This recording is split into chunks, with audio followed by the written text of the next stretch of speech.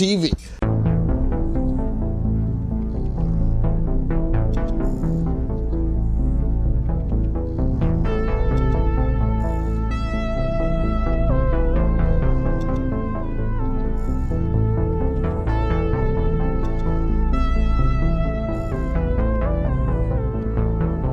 Hello, everybody, and welcome back to the Chilluminati podcast, episode 210. As always, I'm one of your hosts, Mike Martin, joined by the Newman and Baddiel of LA, Jesse and Alex. I know who David Baddiel is. Oh, hey, look at that. All right. I know that man. What about Robert Newman? Who is that man? You can't just say, oh, I'm aware of, I don't know these people. David Baddiel is like a comedian from I would say the late 80s, early 90s was his heyday. And he was part of two separate comedy partnerships, both of which considered to suck. His suck? I mean, he's really famous. He's like a neurotic. His deal is that he's like neurotic and annoying.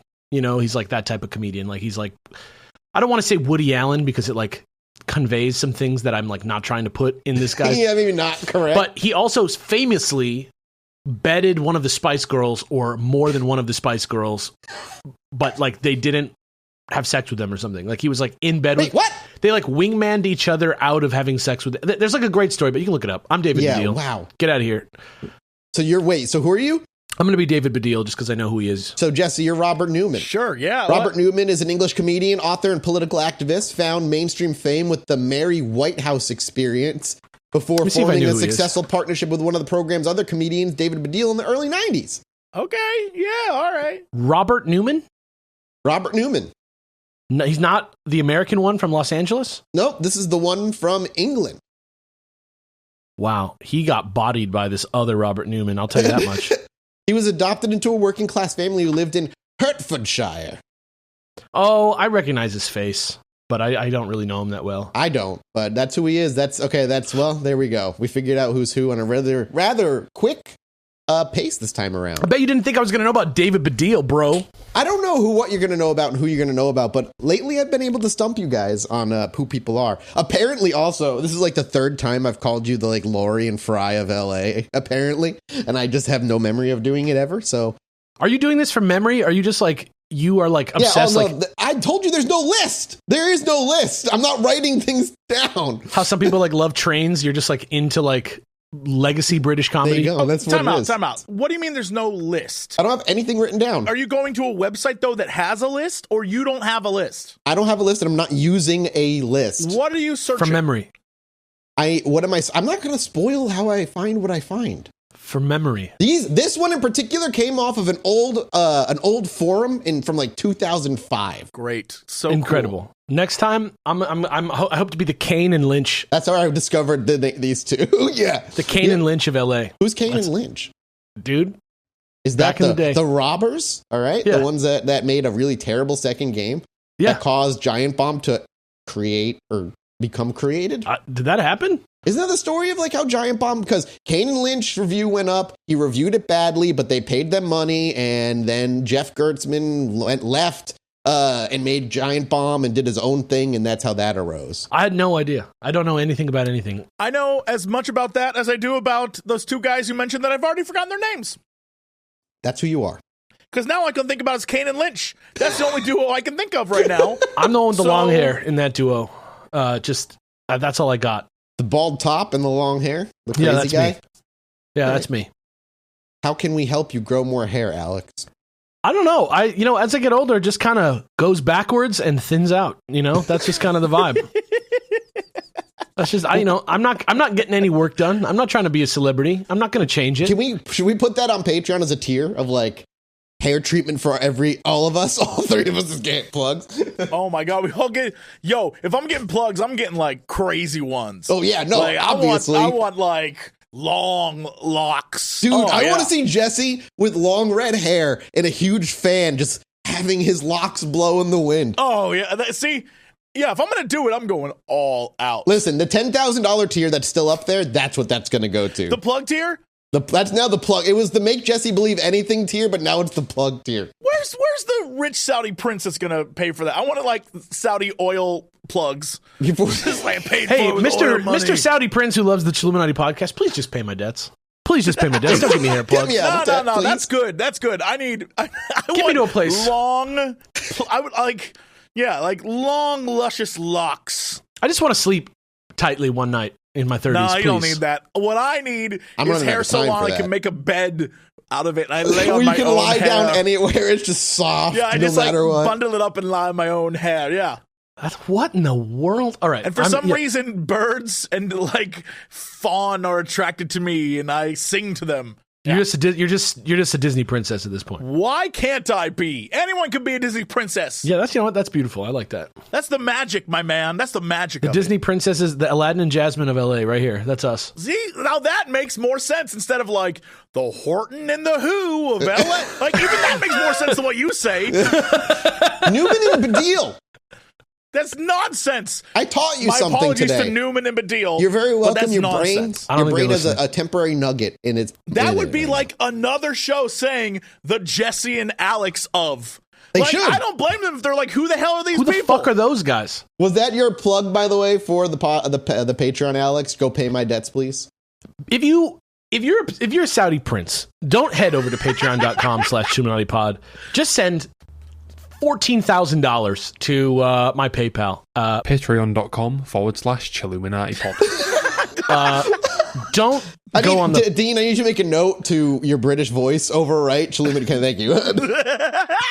Don't pay for hair plugs. That's not what we need. What we need is a lot less money, and in return, what we'll give you is not just ad-free episodes, but mini-sodes after every episode. And if you don't know this, the continuing story of the Stones. There's now 8 Stones?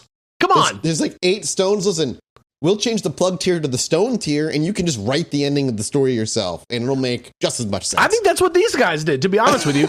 But hey, go there, check that out. And Mathis is slowly but surely starting to watch the X-Files on our brand new, straight off the presses show, Rotten Popcorn. There's only, 10 episodes? 12 episodes? 11. Yeah, something like that. Just sitting there for you to hear. We've been doing that show for over a year now. I know. I'm just how crazy like I does that said, feel? heading backwards, thinning out. That's all it is. Well, with that phenomenal segue, No, you're right. we did part 1 of the Enfield Poltergeist, and today will be the second and final part of this chilling tale of the Enfield Poltergeist. So at the very beginning, let's just say, if you remember, our previous installment had brought us to the point in the Enfield Poltergeist investigation and story where Maurice Gross and Guy Lyon Playfair had decided to invite What a Milbourne. name. Still not over that name. Dude, so many good names. They remember we left off talking about how he decided it was one of their attempts to study or debunk this potential haunting. They invited over a magician, and I said we'd be talking more about the magician today. Well, that's where we're going to be picking up. His name was David Blaine, and he made the house disappear. Oh shit! And it was on cable TV. Is this your card? Are you paying attention? This magician's name was Milbourne Christopher. Milbourne Christopher? Not What is Christopher going- Milbourne? Nope, Milbourne first, Christopher second. Not like another last name? He's just of the like North Hampshire Christophers? Oh, yo, this guy, I looked at his Wikipedia page.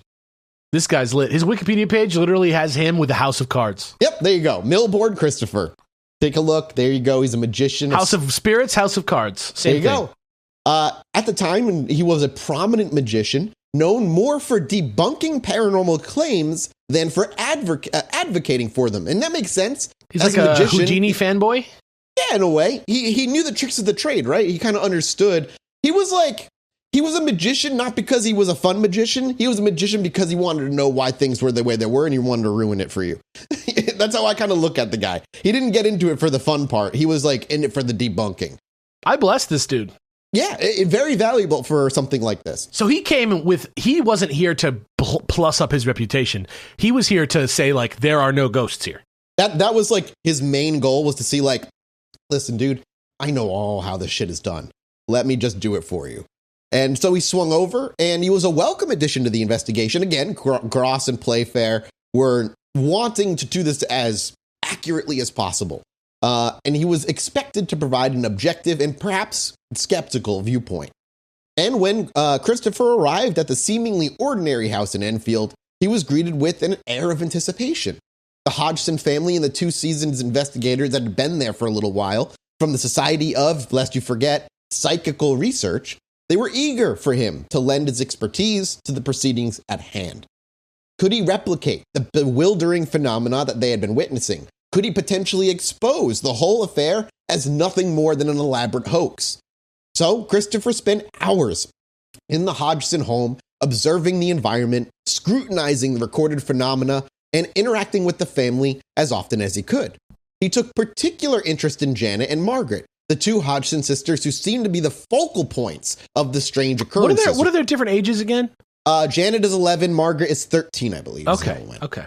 Janet is the one that we listened to last week, that had the weird voices coming out. Yeah, exactly, that one.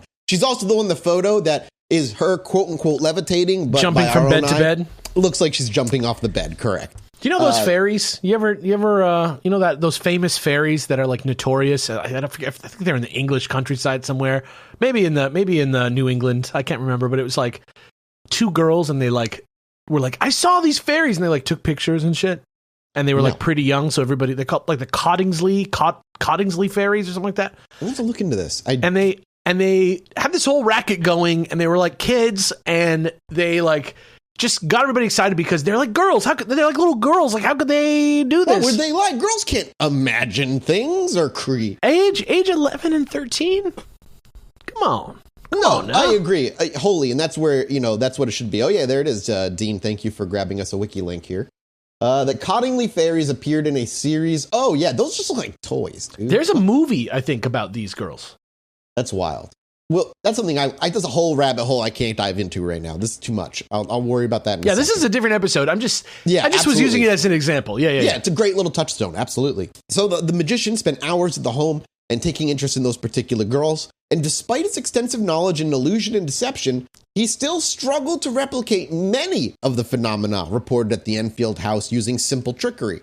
His visit didn't provide the clear-cut answers everyone had hoped for, but instead, it further deepened the mystery surrounding this Enfield poltergeist haunting, adding to the narrative a layer of credibility further that the skeptics had difficulty explaining away.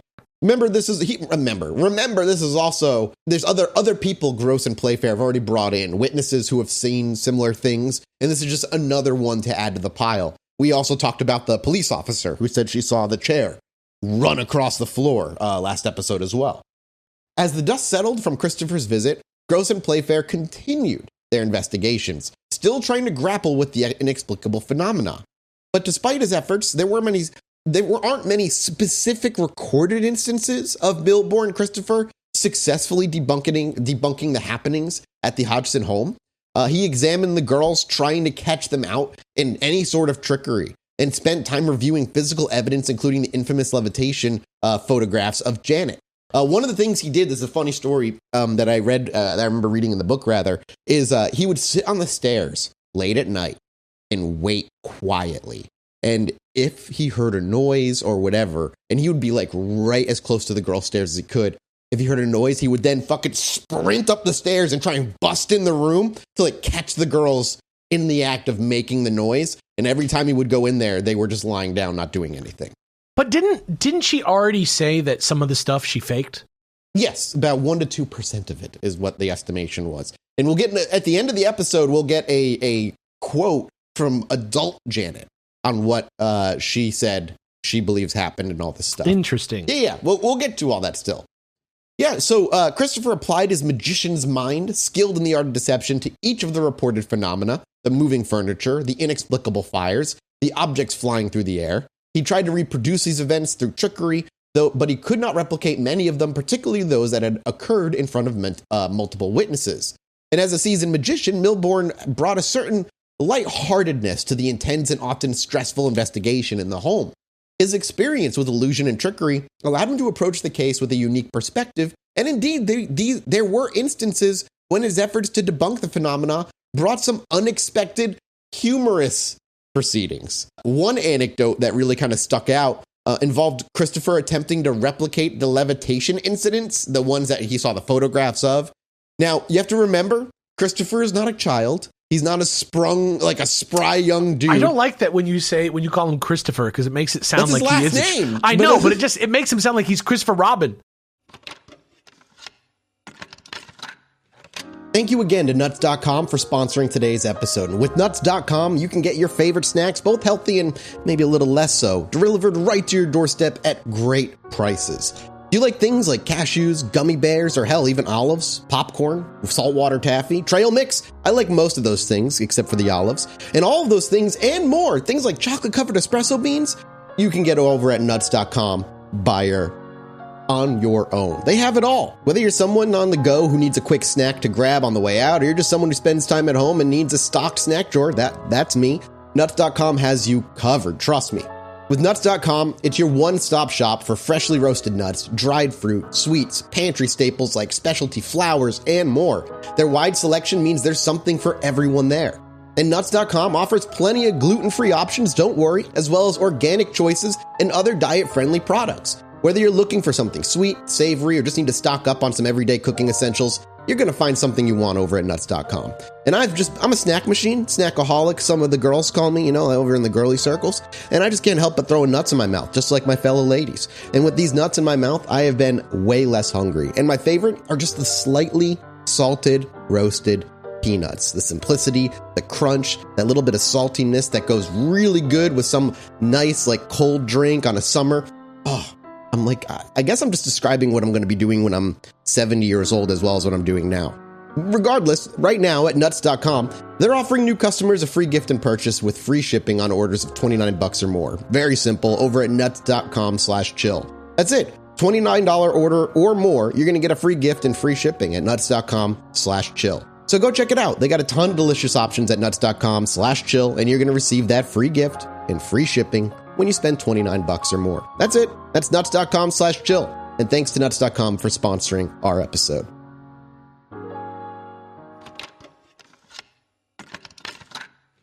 Milborn was no spry young dude. He was an older guy and didn't really have a knack for defying the laws of physics. So as he tried to mimic the reported floating movements of Janet on the bed, we just sit there, in the room with him.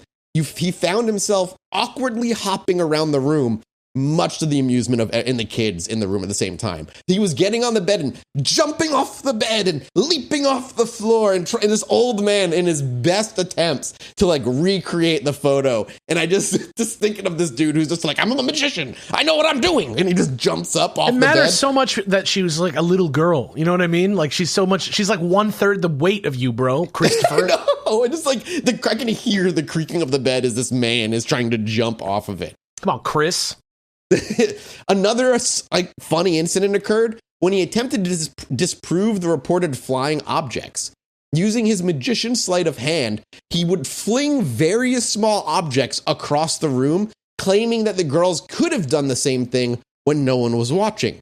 This led to a brief, impromptu Poltergeist episode of its own, with objects whizzing about, controlled not by unseen forces, but by a magician. He was literally in the room, and when people weren't looking, he would be like, think, think, think, think, think, and just start throwing things. And anytime somebody looked over, he wasn't doing anything. That's he was so just ridiculous. Just hurling things around the room and just being like, see, they could be doing it too. And the thing is, he's kind of right. If nobody's looking, he's just fucking throwing a fork. Yeah, just he's got a fork in his sleeve, a couple of cards and another one, a weird meatball that came out of last night's dinner. And he's just fucking throwing them around the room. I love that picture in my mind. And it's important to note that while these moments were, funny, they did serve a significant purpose. His humor and levity helped to diffuse some of the tension that permeated the house, and his debunking attempts, even when unsuccessful, highlighted the necessity for critical scrutiny in the face of inexplicable phenomena. So following Christopher's inconclusive visit, two more people from the psychical research group, Anita Gregory and John Beloff, began their own inquiry into the haunting here at the Enfield Poltergeist. Gregory's skepticism was evident from the start. She found Janet and Margaret to be unreliable witnesses, noting that many of the most dramatic phenomena seemed to occur only when they were not under direct observation. What's interesting is that's correct, and it definitely leads to easier hoaxing. But the same thing was very much true of the Jeff the Mongoose case. Which was not a hoax, as we know. That was real. Yeah, that was very real. The Jeff the Mongoose case, very real. But it's just similarities. How could he ride the bus if it was a hoax? How would he know those things if it was a hoax? A bus driver wouldn't let a mongoose onto a bus. Wasn't he hitting on that dude's wife too? Like trying to like get on the wife. He was spreading secrets around town. That guy was a cad. But you also offered him a dead rabbit or two and he was happy. He's a mongoose. Because he was a mongoose is a mongoose. Yeah. You know what they say? Right. I mean, that's Shakespeare. So, same idea. Gregory even suggested that the girls were playing tricks, capitalizing on the attention of the investigators. Again, young girls that have kind of a no father figure in their life, just a single mom who's working her ass off for 5 kids. As we talked about in episode 1, having these two around who were paying attention to them, who made them feel like they were cared and seen for. Yeah, you could see an 11-year-old and like an 8-year-old and a 13-year-old doing their best to keep them around and enjoying them hanging out. No way. Real haunting, dude. Real? No, I mean, also, that's also the second option. Real. Just stamp it. Yeah. Boom. Tell the Warrens. For instance, one of the phenomena was a series of knocking sounds. Gregory, unsatisfied with the evidence that had been presented, believed it could be easily faked by the girls banging on the floors or walls. The same went for the reports of levitating objects. Gregory was convinced that it could be a result of the girls throwing things when no one was watching, much like the magician as we just spoke about. And John Beloff, sharing Gregory's skepticism, also doubted the objectivity of Gross and Playfair. He questioned their methods and suggested that they might have become too emotionally involved with the Hodgson family to maintain their objectivity. Another reminder that Gross has lost a daughter by the name of Janet, who about a year and a half prior to this investigation happening. And it's important to keep that in mind when looking at this, that they're... So he's just hyper-focused on another Janet, basically? Another Janet who might have evidence of an afterlife, affecting her, which could also, it's not really talked about, but that's something I thought about is like, there's also that other layer of like, if this is true, there's that comfort I'm sure he has of like his daughter might have an existence beyond the physical after her death, which might just keep him wanting to prove that this is true. The emotional entanglement, I think, is absolutely... Don't they just have, isn't it like the 70s? Isn't it like almost the 80s? Yep, we're in 1977 Don't they have just can't they just wire this house up like Kitchen Nightmares? Well, remember, they did. They did. They have all kinds of things, but wiring the house doesn't stop the girls from playing tricks when no one's watching. If nobody's watching, they're still going to record weird noises, even if the girl's doing it. That doesn't really help. We don't have digital cameras yet. No, we don't. It's 1977. Yeah, and the best you're going to get is one of those Steven Spielberg 8mm things. Yeah, you're right. Like a Super 8 camera. Yeah, exactly. You don't really have a lot of easy way to film things. It was more about snapping a quick picture. That's the best they could do. But before we delve back into the perplexing events of Enfield, I'd like to just take a quick step back and delve into a small past of who our skeptical investigators are, Anita Gregory and John Beloff. Anita Gregory was born in Austria in 1925 and later moved to England, where she gained a PhD in psychology from the University of London. Her interest in parapsychology began during her time as a student, and she joined the Society for Psychical Research in the 60s. Gregory was known for her rigorous approach to investigations and her commitment to finding logical explanations for purported paranormal phenomena.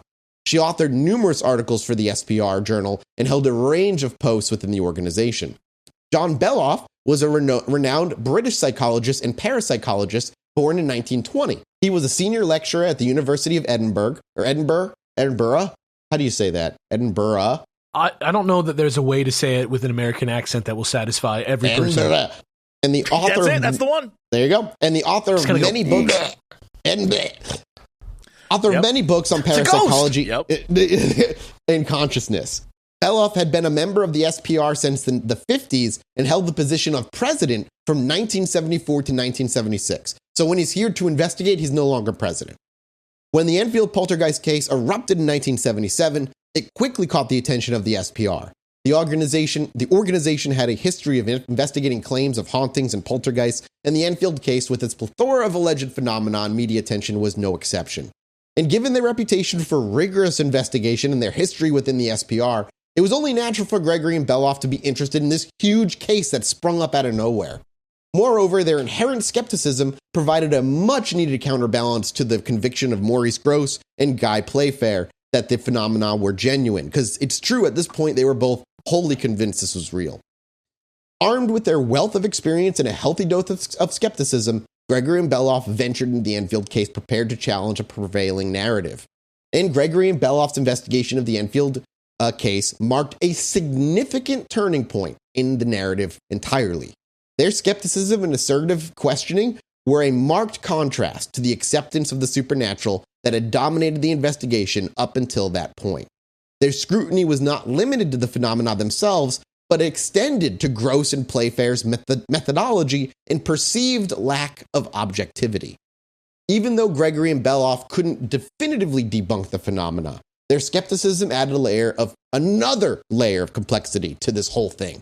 Their work emphasized the need for scientific rigor and objectivity in these investigations, setting a standard for future cases moving forward. Something that's relevant even today in all paranormal investigations. Yeah, yes.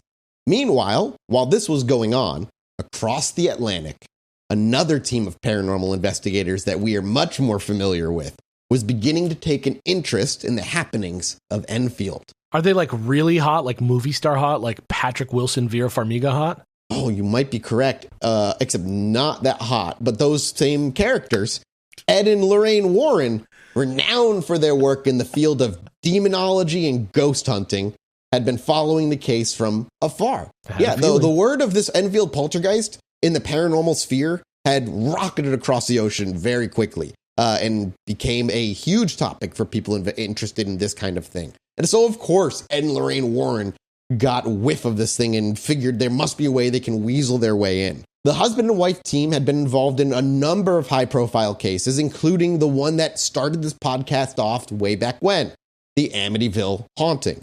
The Conjuring, Part 1.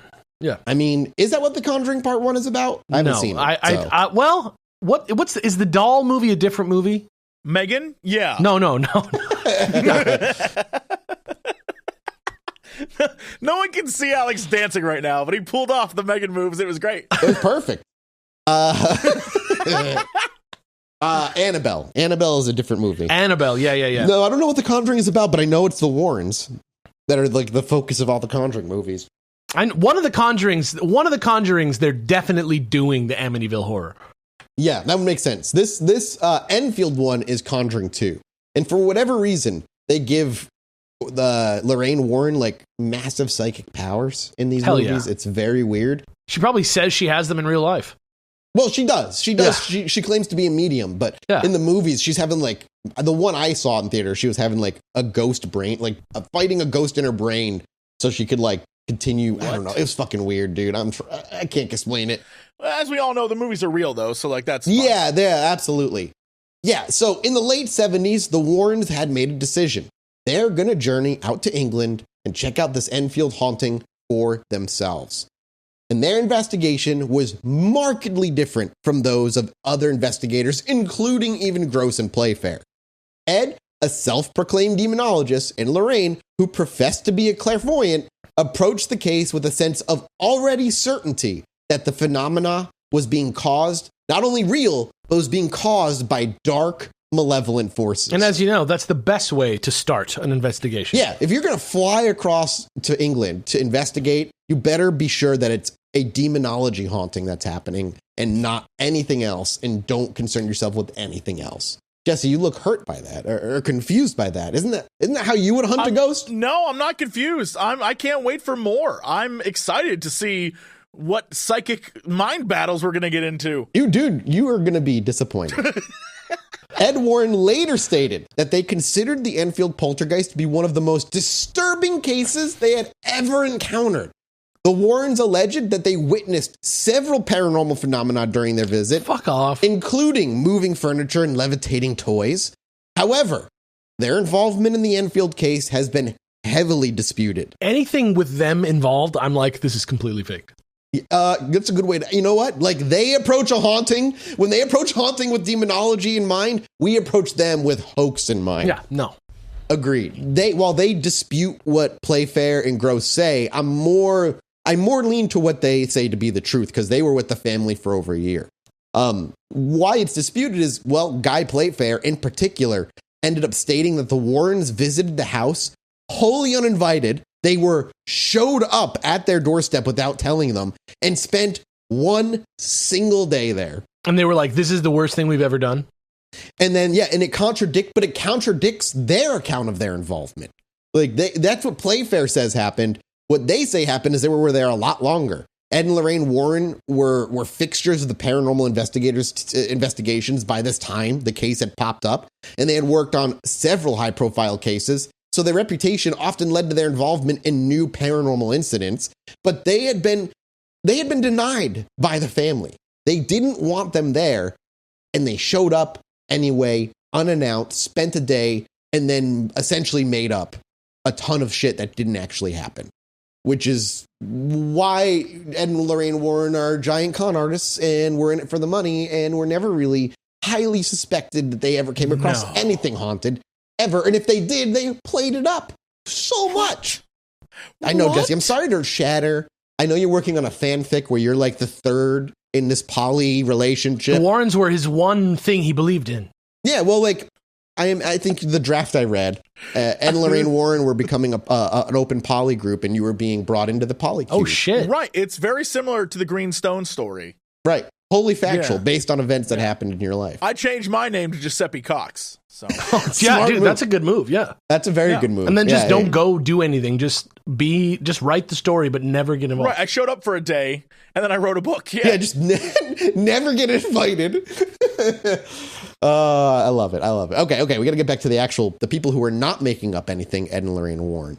The news of the Enfield poltergeist had spread far beyond the UK, capturing attention of the global media. And given the Warrens' keen interest in this phenomena, we don't know exactly how they found out about it, but it's likely that they became aware of this case through these channels, magazines, and such.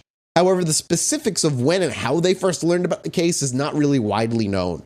The Warrens arrived in Enfield sometime in the late 70s. According to Playfair, their visit was uninvited and lasted a day. However, the Warrens have suggested that they were more deeply involved. This discrepancy added another layer of controversy between it all. But if you do any research on Gross and Playfair compared to the Warrens, it's very obvious whose word you should probably take, even if they're more emotionally engaged in this case as a whole. The Warrens claim to have experienced several of the phenomena that had become really associated with it, with, like I said, the moving furniture and levitation stuff.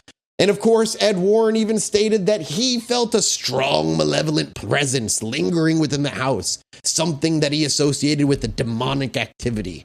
He was basically, there's a demon here. There's a demon here and he wants your kids. And he's going to make toys levitate until the soul gets handed over. It's like the lamest demon of all time. You're just knocking on walls, levitating toys, and that's your demon?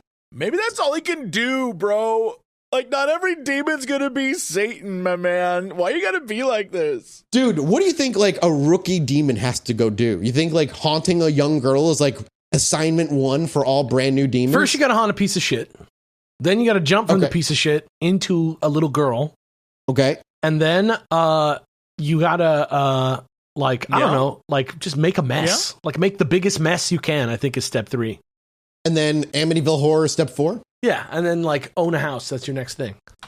All right. That's a nice corporate ladder. And that's the problem. House ownership is tough. It's faster for a demon than it is for a millennial, and that's really still tough, though. That's the main issue. Still hard. Not easy for a demon. There's a ladder there for them to climb, unlike us, you know? We didn't get that ladder. Despite these claims from the Warrens, the specifics of the Warrens' investigation is not well documented because, surprise, surprise, guess who didn't keep a log of any of the things they did while they were there? What? The Warrens. What? Yeah. Hell yeah. Everything they say is a personal testimony rather than a detailed investigation log like Gross and Playfair had been doing from the very beginning.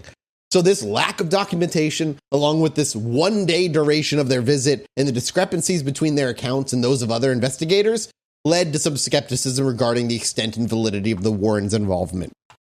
And that's all they did. And that is the basis for The Conjuring 2. That little, like, we showed up, it's a demon, and they left.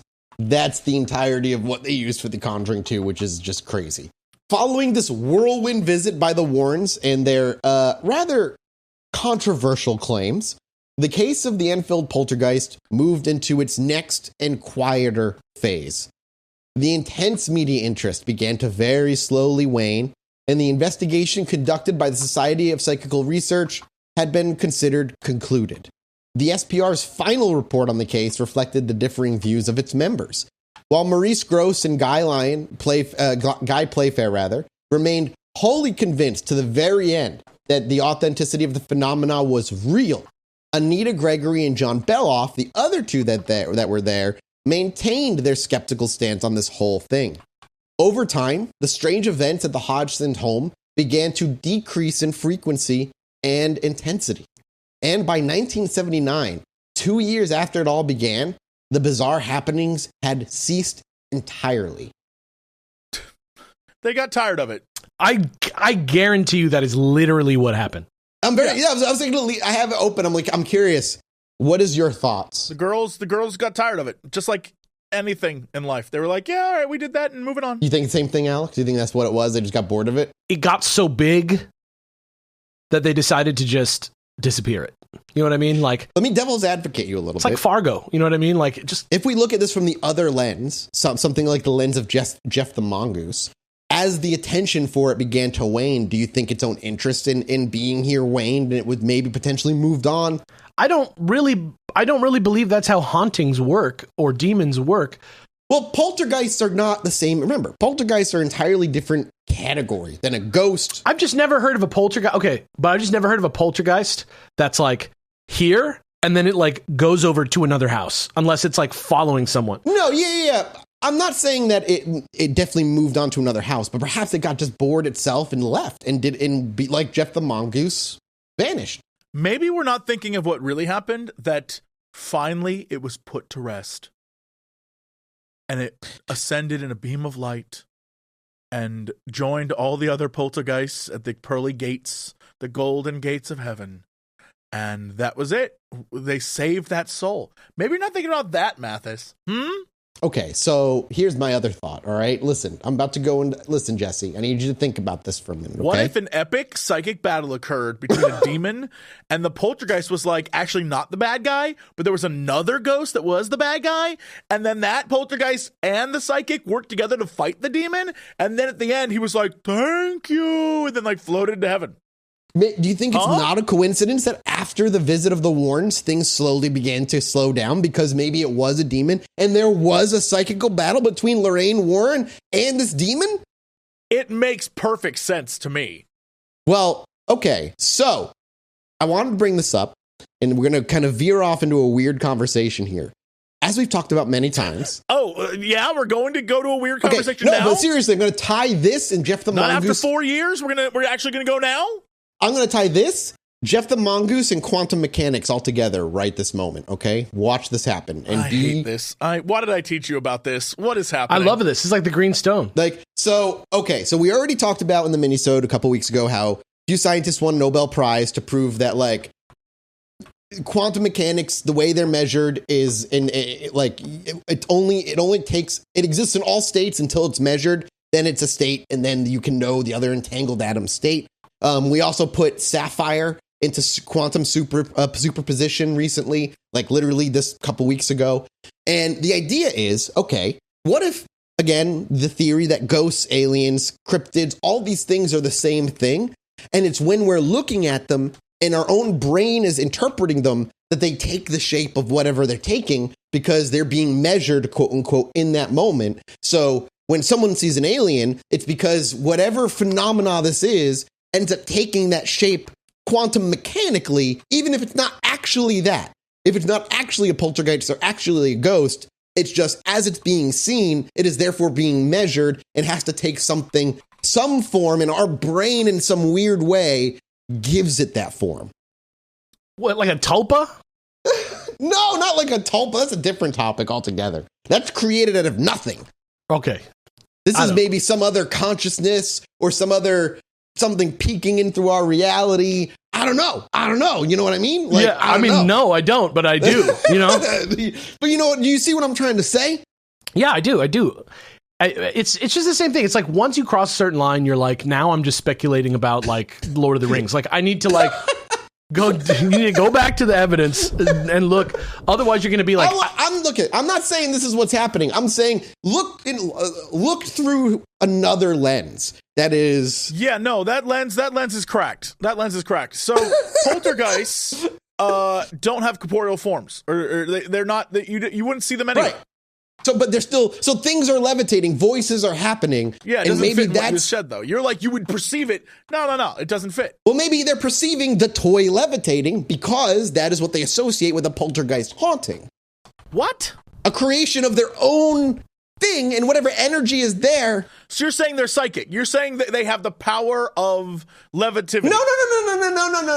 I got you, Jesse. I'm grabbing your hand. The audience is with you. Okay, listen. It's more like they know something's happening, and they believe it to be a poltergeist. So whatever energy is there puts on the poltergeist quote-unquote mask and becomes whatever it is that they are kind of expecting to experience. So, say another example, someone sees an alien or they have an abduction experience or scenario, and whatever energy or other consciousness is peeking through quantum mechanics takes like the shape of an abduction experience, because that's what the brain of the person experiencing it is expecting to happen. So this entity puts on the alien abduction mask, and that's what happens. And you can say that's Bigfoot. Bigfoot comes out of, this weird sort of like brainwave thing. And okay, this thing just puts on like the Bigfoot mask because that's what these people out in the woods would expect to see. Mathis, what you just said. Oh, God. is one of the most insanely idiotic things I have ever heard. At no point in your rambling, incoherent response were you even close to anything that could be considered rational thought. Everyone in this room is now dumber. But that's the thing, having right? listened to you. I award you no points. No. Maybe this was all and may about, God have mercy on your soul. Maybe reality isn't as rigid as we want it to be, and all these things are just poking us and being like, sorry, man, like, reality's way weirder. We already know. Like, we don't have to say maybe reality is not what we think it is, because exactly. We literally found that out just the other day. Last week, we learned that, like, 3 scientists won a Nobel Prize to the shit. Oh, and the other thing that came out that I think is coming out today, of the giant gravitational wave detector, that as gravitational waves move through, these things become a width of a positron shorter in length than they actually are. And like another weird, like, reality bending idea. So I'm trying to merge those two things, obviously, in a way that I'm not saying this is like, yeah. Right. No, I understand, but I feel like this is the exact, and I mean this, the exact same wavelength as when, like, the weird Facebook people that post really racist stuff, but they're like, well, science says that the vaccine does, because they don't understand what they just read. I feel like that's a lot of us sometimes. No, you cannot couple we don't Nobel Prize win everything that we just read. I rebuttal. You cannot link Nobel Prize winning scientists with a dentist saying vaccines don't work. I'm not linking. I'm linking you with that. The scientist 100% knows some stuff. We read it and we're like, I think I understand what they just said, and then we just run with it. And I'm saying that maybe we're on the same wavelength, and we're just like not quite getting it. I mean, we can all agree about perception and reality and like time, space, and everything everywhere all at once. We know that's all true, right? Yeah. Like, that's not debatable. Like, I mean, it is not debatable. Anymore, it's not. It's not debatable in like in academic sense now that's like very likely true, right? Yep. But it's what that means beyond the implications is where it starts to get all I'm saying is, if there was no internet, there would be a lot more vans in Venice Beach with a lot more writing on the side than you need to have on the van. That's all I'm saying. And you can see everybody turning into that because they forget about the part where you stop at the facts and don't go into the implications too far, because that's where you go to crazy town. That's all it is. Let me help out my two co-hosts who think I'm going down a racist tirade. I don't think you are. No.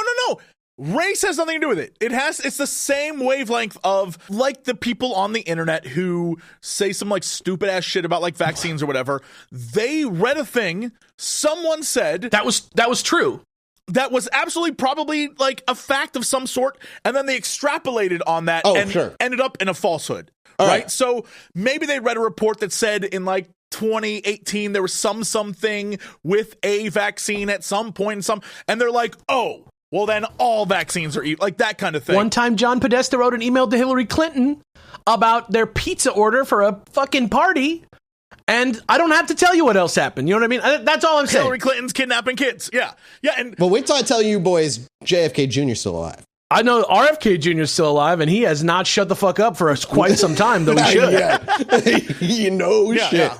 I love a good man who's like, don't take vaccines, but takes human growth hormone. You know, like I love a good contradiction. But I'm saying, like, I think a BioShock character, if you will. Like, we're at a place where we're extrapolating a lot from science that is real, but I don't think we know enough, and so we're just like, but what if though, bro? And it's like, I don't know, dude. I don't know. Okay, but and so with that out there, that's what I'm doing right now. I don't actually believe like these things. What I'm doing, like a fun mind, like just a thought, like a nugget of something to just mull on, to just go. It's not saying it's true. It's not saying it's anywhere near fact, but it's an interesting like thought experiment, right? Like.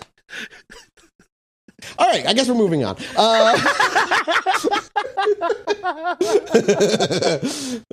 Dude, I'm ready for the weird shit to start happening. Okay, like I'm ready. I know you are, which is why I have to keep bringing you back down. I have to drag you back down. You're my anchor. I'm floating away on a single wire. Because you want it. So you want it. And I gotta be like, no, you gotta like, I don't know. Is that why is that thing like, if reality is the way it is, shouldn't my willing, I mean, maybe that's why they don't want me. Maybe because I already know the truth, so they don't need to come visit me, right?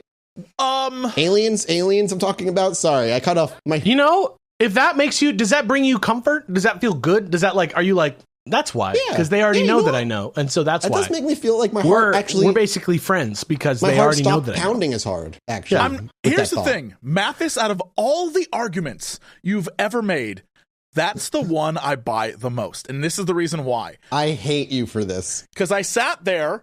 I have a lot of, Final Fantasy 16 recently came out, and I've noticed a lot of people I consider friends currently being paid to play the game on stream, and I thought to myself, why am I not being paid to play the game? And I realized, I would have paid it for free anyway. Yeah. So, you know what? You've sold me on this idea that, maybe the aliens know that you are in already. So, like, why do they need to talk to you? So they need to be visiting you, Jesse. Exactly. They need to be getting there. Because if they visit you, then Alex is already going to be sold. Because Alex is already somewhere in the middle, maybe a little. I'm not even in the middle. I'm here. I believe that it's seeing is believing. You know what I mean? Like, if. To me, it's just more interesting to think about than to experience, unless the alien's right here. Like, I'm sure that's been kind of my vibe now that things are getting a little bit. To me? No, I just mean in general. You think like, I'm an alien? I don't actually think that, but I just mean that would make the most sense if it was an alien, though, because that's why he doesn't want us to believe. If any of us is an alien, it's Jesse number 1, maybe Dean number 2.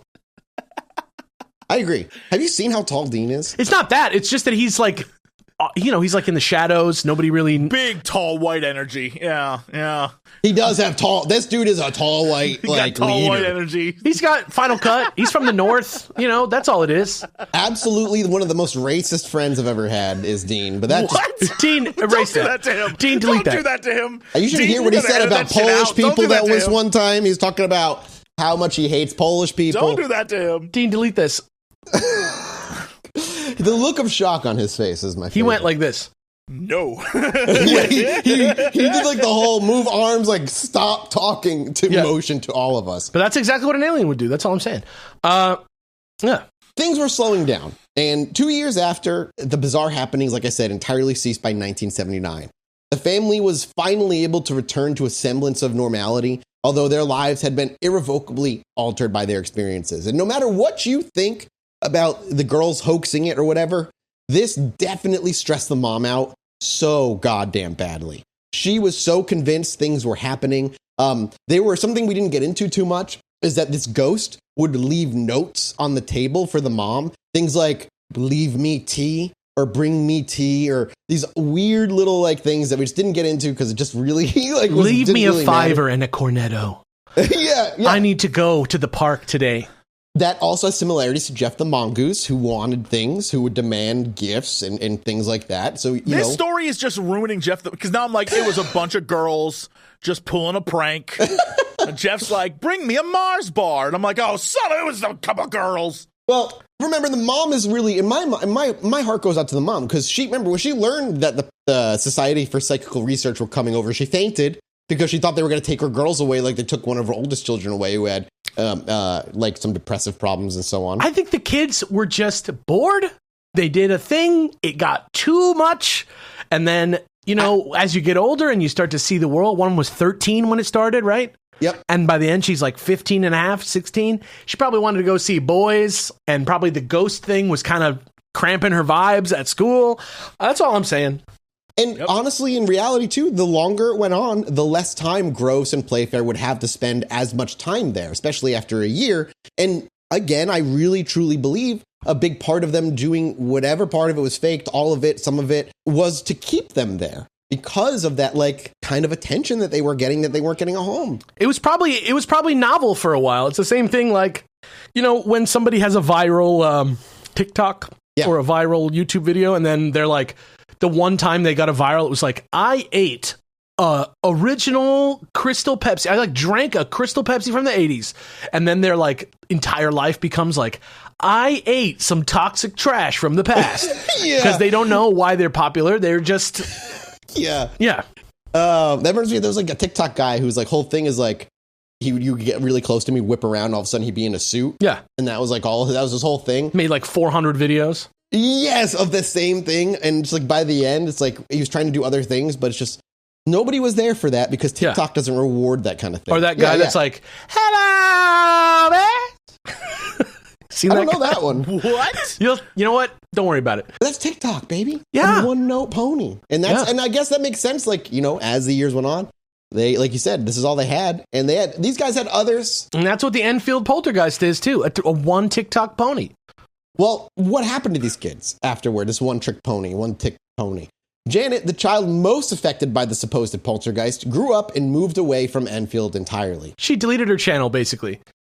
She really did. Yeah. She preferred to stay out of the public eye, wishing to move on from the intense scrutiny of her childhood. However, I can imagine that sucks too as an adult. The only thing people talk to you about and care about is your childhood, and that's all you ever, like, people just dig into. However, in the occasional interview that she did give over the years, Janet has maintained that the haunting was real. She has consistently supported the account she gave as a child, stating that while she did play tricks on occasion, the majority of the phenomena to her were very genuine. So she does admit to playing some tricks occasionally. Janet's sister Margaret has also corroborated her sister's account. Like Janet, she has lived a life largely away from the public eye, and she has insisted in the few interviews that she's given that while the attention and stress of the situation led them to play some pranks, the bulk of the phenomena could not be explained. Despite the differing accounts and unresolved mysteries, the Enfield poltergeist case remains one of the most well-documented and widely discussed poltergeist cases in history. The events that took place in that unassuming council house in Enfield have continued to capture the imagination of the public and have been the subject of numerous books, documentaries, and even a Hollywood movie, as we talked about with The Conjuring 2. Whether it was an elaborate hoax or a case of misunderstood natural phenomena or a genuine haunting, the Enfield poltergeist case will forever be a touchstone in the study of the paranormal.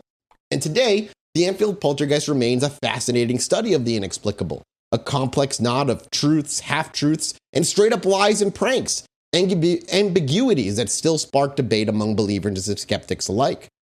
The Hodgson family, forever marked by their experiences, attempted to move forward. Peggy Hodgson, the mother who had to endure the stress and fear of the events, passed away in 2003, having lived in the same house until her death. Damn. She did not move from that place. Her son Billy, who had been less affected by the phenomena, also led a life away from the public eye until his death in 2006.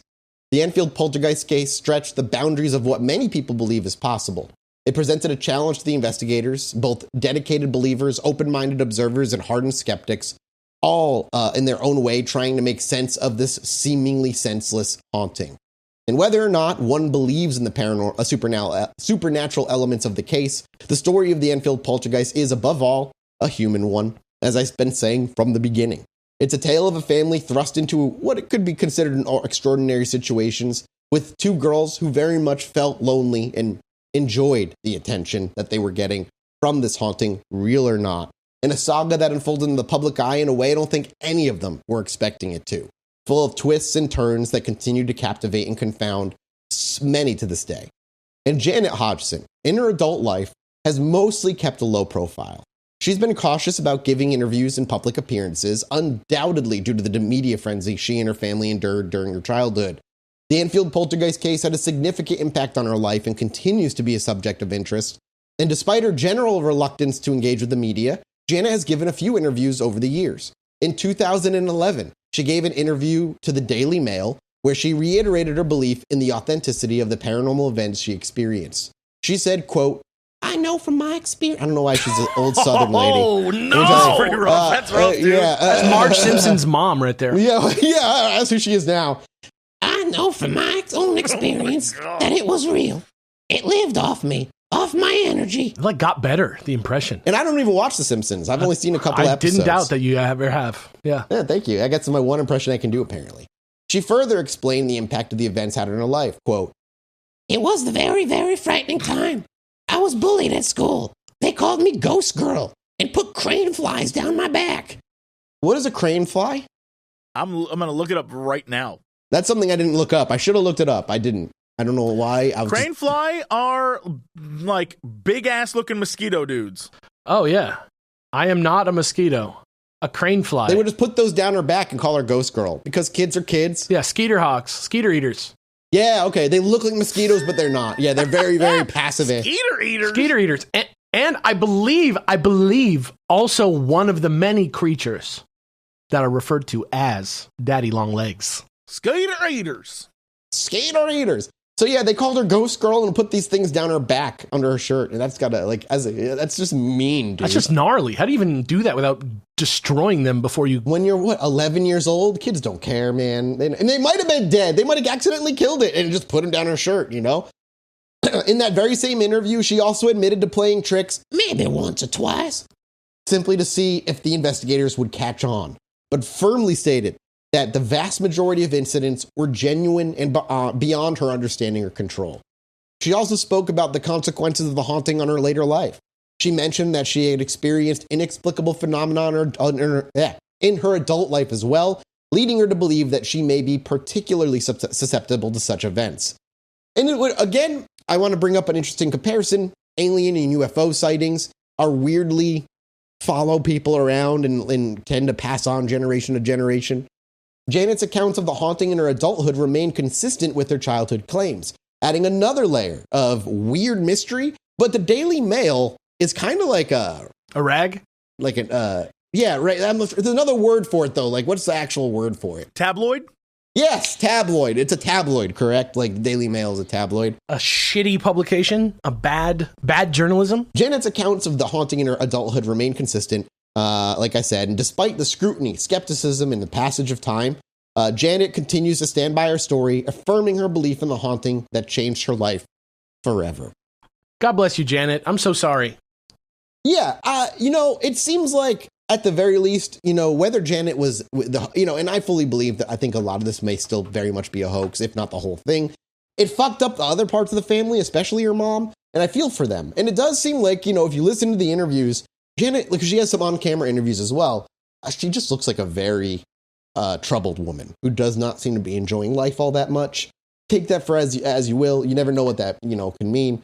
But that's just where it is. That's where we're left with the Enfield poltergeist. Before we wrap up the episode, final thoughts, boys. What do you think this was? Any part of it was real? Any part of it at all? Or 100% a hoax done by the girls because the attention they were getting was nice? I can't speak to what started this. I think maybe it could have started as something real that they all experienced together in the house. But I think maybe once you got that taste, right? Once these girls got that taste, I think it's fairly clear that they did most of this and that they don't want to cop to it. Even Janet, I think it's fairly clear. Just there's nothing in this that makes me go, oh, but what about that one impossible to explain thing that makes it all seem real? It's like the best things we got is like a recording of a girl going like, no, and that same girl leaping from one bed to the other. Excuse me, she's levitating? Okay, but I levitate all the time too, in between steps that I take down the street. That's all I'm saying. I think this is like a classic Fargo-esque scenario where the truth, the lie just got so big that they kind of started learning weird magic tricks. out of fear, and they probably got tired of doing that, and they probably just stopped for that reason. That's my feeling. And boys, I think also was probably just and boys, school, not just boys, like school in general, just like Sure. the social aspect of being a teenager and being known as like the ghost kids probably sucked. I mean, yeah, that probably not fun to be teased about that. Jesse, I imagine you're similarly feeling similar. Yeah, I would be a fool to say that there's no chance. Sure. But I have been known to be a fool, so I think the two of them made it up. They did it for attention, but also to do it to like get one over on adults, because it's always fun to think you've like tricked an adult, like you're smarter than them. And so I think there's a lot of that too, especially if it's two kids working together. Like it's always fun to like know a thing that someone else doesn't know, and you're pulling this prank on them, and oh my god, they're buying it, and these stupid Americans came over, now they're buying it, and yes, absolutely. God, I can't imagine opening my door and seeing fucking dumpy ass Ed and Lorraine Warren there and just be like, "There's demons in your house, let me in." And absolutely the blowback at school and stuff, I think that is something they didn't account for. Yeah. Like, oh, this is something that's going to get other kids making fun of us. They did it because it was fun to do in the moment, and then eventually it became something bigger. And what were they going to do? Tell the kids at school it wasn't real. We made it up, right? Yeah. And maybe they did. Maybe there's a kid somewhere who's like, I was in school with them, and they said it was all fake. Maybe. I don't know. But they've never come forward if they have. Yeah, again, there could be a 1% chance. Sure. I'll never say anything's impossible. You know what? I'm going to go crazy and say I think there's a 10% chance something happened that at least maybe kicked this whole thing off. I think it's likely that there was some sort of origin, Weird right? thing. Yeah. But I also think a lot of it is hoax, tricks. The attention was too good. Everything about it just kind of suits. They were never able to catch it unless she wasn't being watched and all these other things.